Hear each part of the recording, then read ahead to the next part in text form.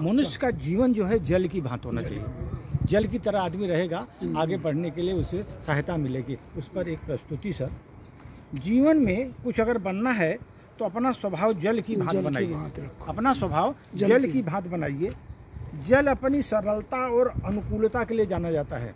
सरलता अनुकूलता के लिए जाना जाता है और यह जीवन जीने के लिए अद्भुत तरीके भी सिखाता है हमको। अनुकूलता किसे सर? जब किसी भी परिस्थिति में वो ढल जाता है। जल जो है किसी भी परिस्थिति में ढल जाता है।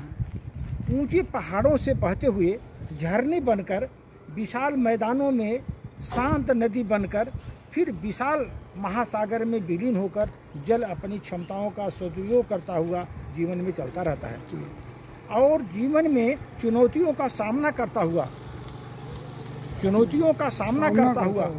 कभी हार न मानकर बल्कि उससे सीख कर आगे बढ़ता रहता है। उससे सीख कर आगे बढ़ता रहता है सर।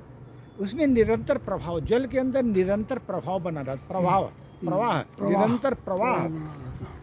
जल सदैव गतिमान रहता है। जल सदैव गतिमान रहता है। रुकने पर वह दूषित हो जाता है। रुकने पर वो दूषित हो जाता है। उसमें प्रवाह हाँ तो हमेशा गतिमान रहता है, रुकने पर वो दूषित हो जाता है। जीवन भी हमें गतिशील रहना चाहिए। हम गतिशील जीवन में रहेंगे तभी ठीक है, नहीं तो नित्य कुछ न कुछ नया सीखना चाहिए। आत्म विकास के लिए अग्रसर रहना चाहिए हमें। नहीं तो जल जो है अगर एक जगह रहेगा तो वो जो है जल प्रवाह वाला होना चाहिए और नहीं तो वो खराब हो जाता है। और शक्ति सर, जल के अंदर शक्ति क्या है? जल में अपार शक्ति होती है सर। जल में अपार शक्ति होती है। पहाड़ों को काटकर रास्ता बनाता हुआ, पहाड़ों को काटकर रास्ता बनाता हुआ, चट्टानों को तोड़ता हुआ, फिर भी शांत बहता रहता है। चट्टानों को तोड़ता हुआ फिर भी शांत बहता रहता है।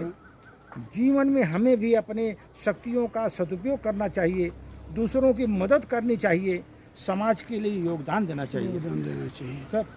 अब विनम्रता, उसमें विनम्रता देखिए कितनी होती है।